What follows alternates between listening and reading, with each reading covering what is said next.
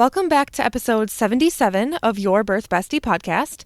Today we're going to be talking about a topic that so many expecting parents struggle with, and that is worry. I don't think it is very common for an expecting family to not have some degree of worry, whether that's in the early weeks, when you get to that halfway mark of the anatomy scan, or as you get closer to meeting your baby. If you are a worrier, which I know I am guilty of as well, I promise you are not alone. Pregnancy is such an incredible thing to experience, but it's also full of unknowns. It can be the constant concern if your baby is okay, or questioning about what if something goes wrong, wondering if you're prepared enough, and the list can just go on and on. I know that I have spiraled before, and that's why it's important to acknowledge how you're feeling and find ways to calm those worries. If you found yourself caught in a cycle of what ifs, I am so glad that you are here today because we are going to talk about practical ways to manage worry so you can focus on the excitement and the joy of pregnancy rather than only focusing on the worry and stressing yourself out. Hey there, I'm Beth Connors, a certified nurse midwife and mom to 3 girls, but also your birth bestie. In this podcast, we'll dive deep into everything you need to feel confident, prepared, and in control, from baby bump to delivery room, from practical tips to personal stories. We'll cover it all so you know exactly what to expect every step of the way. Let's get into it. So first, I wanted to acknowledge that worry is completely normal during pregnancy. You are growing a tiny human, and of course you hear so much about their well-being, but when worry starts to feel overwhelming or takes away from your ability to enjoy this time, that's where we need to find a way to shift our mindset. And to kind of demonstrate my own experience of worry and being anxious, especially for me in my first trimester, I want to talk briefly about the risks of miscarriage, specifically regarding a miscarriage calculator that I found online. So with my first pregnancy, everything was new. I had never been pregnant before, and I knew there was a chance of miscarriage, right? It is about a 1 in 4 chance, which is pretty high when you are considering the odds. So that fear was always in my mind. When I found this miscarriage odds reassurer website, I seriously would check it multiple times per day. And looking back, it seems completely ridiculous, but I needed to follow these numbers for some reason, and I kept needing this reassurance.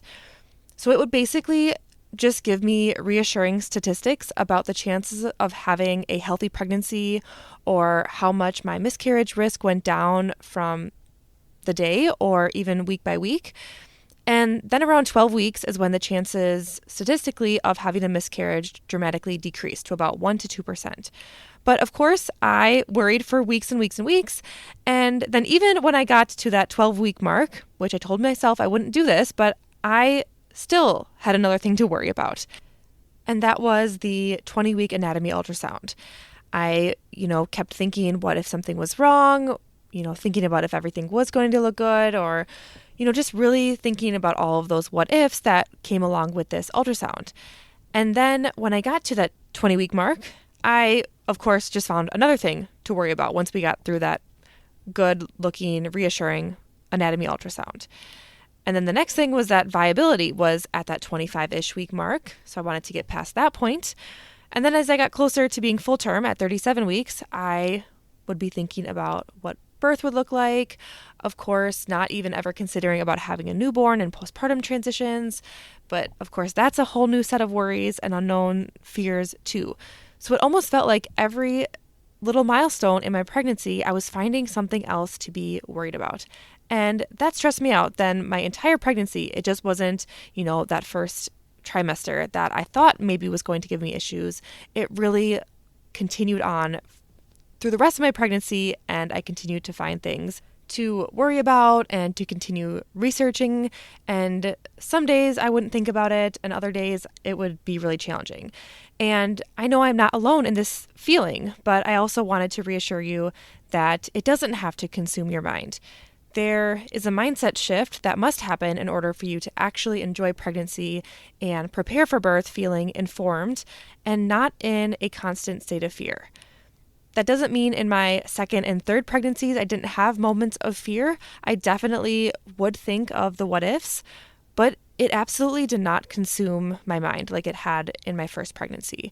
And I don't want your fears to sabotage your pregnancy or your birth either, so I hope you find this episode helpful. So let's talk about some of the common worries that I hear often. Fear of emergencies in pregnancy or birth complications, or a long list of what ifs, is probably the most common because we can't plan and know exactly how your experience will unfold, leaving parents feeling uneasy. Especially for those of you who like to plan and have everything lined up, hoping things will go a certain way. This is definitely me. We can hope and plan, but we can never know for sure. And that's why having a good support team and reframing some of these concerns to not be super stressful and consume your mind is really helpful.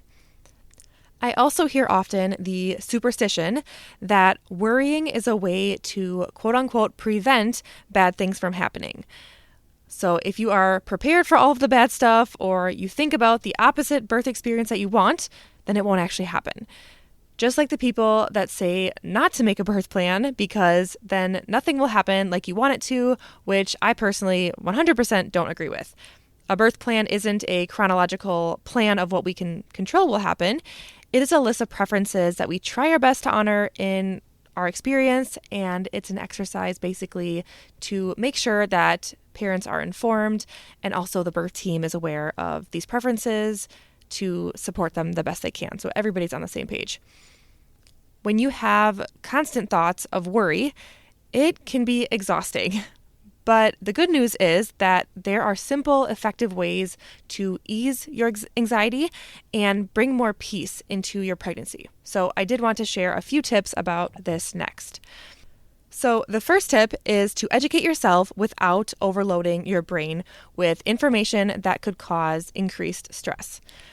I believe that knowledge is powerful, but too much information can lead to information overload. I have worked with moms who spent hours down the internet rabbit holes only to come away feeling more anxious and more confused. The key is really to be intentional about where you get your information from. So stick to a few trusted sources like your midwife, a prenatal class, or evidence-based books. I love sharing evidence-based information with families in an unbiased way. So if you're looking for more support or a birth class, I can definitely help with that. I do have a 8-week online pregnancy coaching program that includes access to my comprehensive birth course called Fearless Birth Academy. And it is great for addressing all of your questions and providing information on all of the decisions that you have to make as you plan for your birth. I would personally advise you to avoid fear-based forums or excessive Googling, which I know can sometimes be hard, because these often do more harm than good. I always joke about the fact that you can basically Google a question you have in any way and frame it in any way that the results will be what you want them to be or what you don't want them to be, which isn't helpful. So, for example, do babies need the vitamin K shot? You could have that question. You will get polarizing opposite views about it being 100% safe and 100% necessary for every single baby, and that you should just simply trust the science. And then you'll have other sources saying absolutely not, that it's not needed, that it's poison, and if you give it to your baby, you are harming them. These places are not the place to get information. You need unbiased sources that will give you the information to make the best decision for yourself, because those people's minds are already made up in favor of one or the other. Also, focus on what applies to your individual situation. Not every scary birth story or rare complication is relevant to you. This is why personalized care is so important. You can always find something to worry about if you look for it, but you will drive yourself crazy and won't find time to enjoy your pregnancy worry-free if you do this. So remember that consuming too much information from unreliable sources can cause worry as you come across conflicting or overwhelming advice. So just avoid it altogether and bring questions to your prenatal visits or join our coaching program, and we can dive into all of those questions that you might have without any of the stress. My second tip is to focus on the things that you can control. There are so many unknowns in pregnancy, and it's easy to fixate on all of the what ifs. But instead of stressing about things that you can't control, try redirecting your energy towards what you can, right? Things like prioritizing self-care, staying hydrated, eating nourishing foods, moving your body, and getting enough rest. Create a birth plan that is not a rigid checklist, but more of a way to explore your birth preferences and the options that you have. Like I said, it's more of a tool or exercise in your pregnancy and birth journey. It's definitely not made to be a list of things that have to happen in a certain way in order for you to feel good about your birth experience. Also, prepare mentally. Practice relaxation techniques, affirmations, or visualization. Find something that you enjoy doing to calm your nervous system down daily. These small, consistent things on a daily basis can help you feel more in control of your pregnancy. Logically, I'm sure you can reason with the idea that it doesn't help dwelling on uncertainties or outcomes that you can't change. Your stress can increase, which impacts both your emotional and physical well-being, so it makes sense, but it is easier said than done. With the right practice and support, though, I think changing your mindset around pregnancy and birth and focusing only on what you can control can definitely help in this mindset shift. If you're starting to worry about something that you can't change, if you can't let go of it, then maybe explore more about that fear. Like, what are the chances of this scary thing happening? What plans are in place if this thing does happen? Who can you count on to support you during this challenging time if it does happen? Really, just things to think about, to have a plan that can help make these unknowns feel more manageable if, maybe you've talked to somebody about them before. It doesn't have to feel like so much pressure on yourself. The third tip that I have is to practice mindfulness and gratitude. Mindfulness is a game changer when it comes to reducing pregnancy worry. Staying in the present helps you avoid thinking about past fears or future uncertainties. So things like guided meditation or breathing exercises you can try, or downloading apps like Headspace or Insight Timer, I definitely recommend, can be great tools for you also. You could keep a gratitude journal, so writing down one thing each day that you love about your pregnancy or that you're looking forward to, because positive thinking is huge when you are trying to overcome stress or reframe a situation that you might be worried about. You'll usually find there are more things to be grateful for or more positive experiences that you're having that will hopefully outweigh some of those other thoughts that you might be having. Use grounding techniques. If you feel anxiety is starting, you can pause, take a deep breath, and focus on what is happening around you now. Staying present and only thinking about the now, what you're feeling, what you're seeing, what you're hearing, smelling.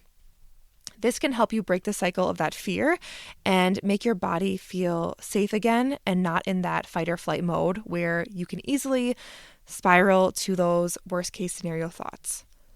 For example, in early pregnancy, you might feel super nauseous one day and feel really pregnant, but then the next day, all of those symptoms that you didn't enjoy seem to disappear.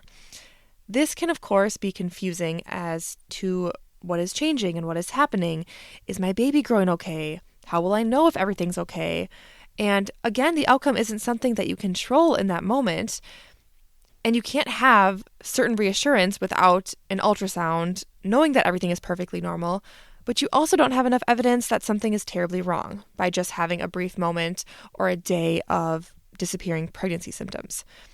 But then you might go the entire day worrying instead of enjoying this break and feeling awful. Because, when we do have good days, we should be able to enjoy them, not spend them worrying about how our pregnancy is progressing.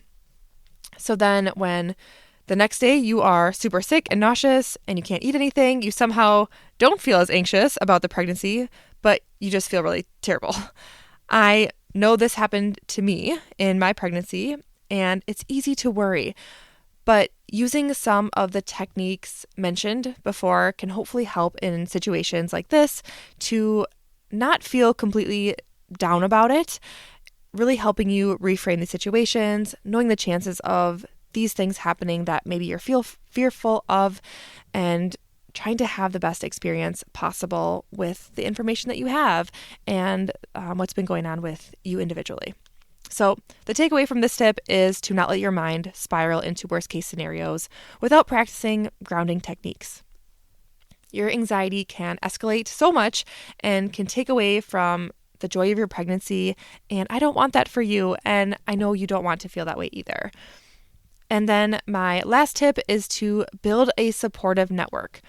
You don't have to handle any worries about pregnancy or birth alone, and surrounding yourself with supportive people can make a huge difference. So my recommendation is to join a prenatal group or connect with other expecting moms going through similar things. Talk openly with your partner or your care provider, a friend, about what is going through your mind and what you're feeling.